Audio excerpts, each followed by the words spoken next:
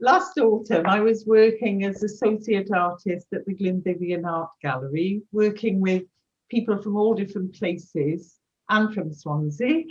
And I was also attending meetings of the City of Sanctuary to arrange ways of celebrating the 10 years of Swansea being a city of sanctuary, only the second place in Britain to be one.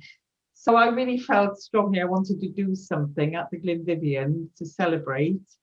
I realised the fabric was ideal in this situation where people were all so separate because it was so easy to transport and to sew together to make something. So I thought, try to find a way of getting a lot of different people, wherever they are, to contribute to something, to work at home, to be creative, because people seem to really need to have some kind of aim at that stage because of isolation and so on, and more people are becoming creative. So I thought it would be great if people could say they could work at home, get the work to me, and then we get them all sewn together. So I had a word with Hanan, who's actually a tailor, Kurdish tailor, and we chatted about it and decided that we'd have a shape, a hexagons that would all fit together, a bit like a beehive too, really.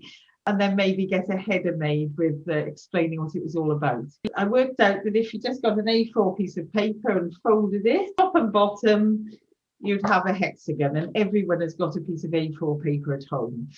So I thought it would be really good if people could reuse fabric, recycle fabric. So anyone who had fabric at home or bits and pieces they could use themselves to sew or paint or however they wanted to do it, could make them at home and then just get them to us. But there's also offered the possibility of us sending the materials. The postal service turned out to be very, very useful. We started to get the word out. Gallery made posters and so on. We ran Zoom sessions, and they were really great because they were a mixture sometimes of asylum seekers and really well-established Welsh-speaking people from Swansea, a real mix of people. So we had Zoom sessions specifically for sewing, and then my welcome group at the Glynn Vivien, who'd been meeting on Zoom and with WhatsApp and Facebook, some of those also got involved. It became really exciting. My postman was every day bringing these fantastic pieces of work, and you could feel the work in them. They were arriving through the door. So I trundled off on my bike down to Hanan's then, and he started sewing them together. So with his little two-year-old daughter, we started arranging them, and then he started sewing them together. At this point, then I contacted Nyla, who's a fabulous designer and printmaker, and she designed the heading in Welsh and English to explain what it was about. It's a lovely cityscape, so she printed that on lovely velvet fabric, and that was sewn on the top. So the size of the banners was dictated by the size of Hanam's rug in his house. There's as many as you could arrange at one time. So it came together, and it was utterly amazing to actually hold. People had actually put so much work into it. So many different people had been involved of all ages, from 2 to 91. And the lady who was 91 said that she had experienced the Blitz in London as a child, so she could really, really identify with people seeking sanctuary in the UK who had an even bigger problem because they were leaving their homeland as well as having experienced war.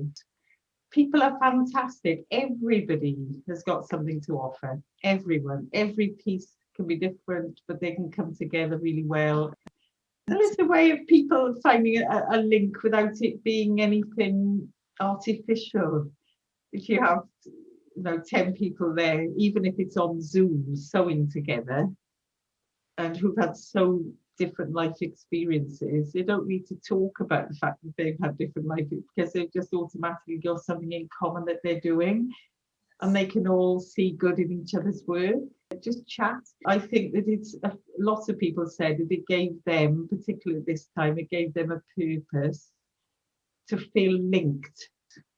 In a way, everybody's going through a little bit of what asylum seekers have been going through for years, of feeling disconnected from their surroundings.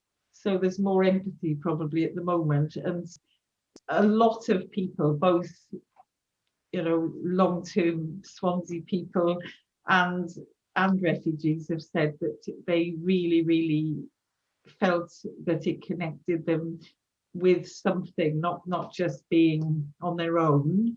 And it's a bit like singing in harmony. Nobody could have produced anything remotely like that on their own, because it is the sum of many people working together that makes something vibrant and rich and different.